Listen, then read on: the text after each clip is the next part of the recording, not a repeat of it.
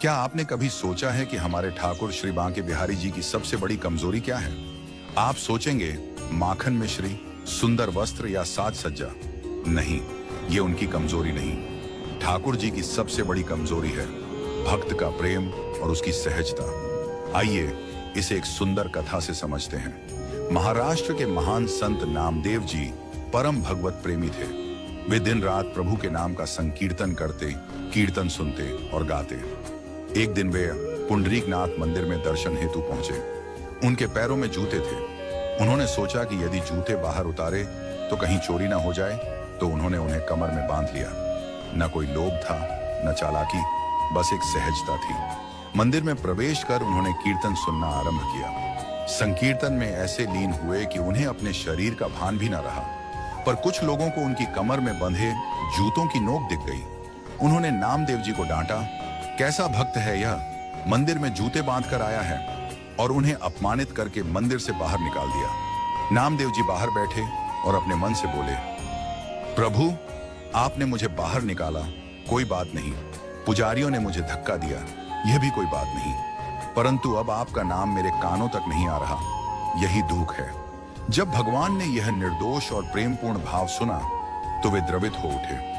उन्होंने मंदिर का मुख्य द्वार ही उस दिशा में घुमा दिया जहां नामदेव जी बैठे थे, ताकि कीर्तन की ध्वनि उनके कानों तक पहुंच सके। यह थी भगवान की भक्त पराधीनता। शास्त्रों में स्वयं भगवान कहते हैं, अहम भक्त पराधीनो ह्यस्वतंत्र इव द्विजा, अर्थात मैं स्वतंत्र नहीं हूं, मैं तो अपने भक्तों के अधीन हूं। अब आइए वृंदावन चलते हैं। बांके बिहारी जी की एक लीला प्रसिद्ध है। जब करौली की रानी ठाकुर जी के दर्शन करने वृंदावन आई तो ठाकुर जी उनके पीछे पीछे मंदिर ही छोड़कर चल दिए। यदि मंदिर ही उनकी कमजोरी होता तो वे वहां रुक जाते। यदि 56 भोग या सेवायत प्रिय होते तो उन्हें न छोड़ते, पर वे तो भक्त के प्रेम में बंध जाते हैं। यही उनकी सच्ची कमजोरी है। जब कोई भक्त भावपूर्वक कीर्तन करता है तो ठाकुर जी उसी क्षण प्रेमवश नाचने लगते हैं। पर याद रखिए, केवल नाम जपना पर्याप्त नहीं। राम नाम जपे सब कोई, ठग ठगिया चोर, बिना प्रेम रिजत नहीं, नटवर नंद किशोर। जब तक नाम में प्रेम और सहजता नहीं है, ठाकुर जी प्रसन्न नहीं होते। इसलिए अगर आप ठाकुर जी को प्रिय बनना चाहते हैं तो बनिए सहज, सरल और निष्कपट भक्त। चतुराई चौपट करे, ज्ञानी गोते खाए। भोले भाले लोग को नारायण मिल जाए। ठाकुर जी उसको पसंद करते हैं जो सीधा, सरल और निर्दोष हो।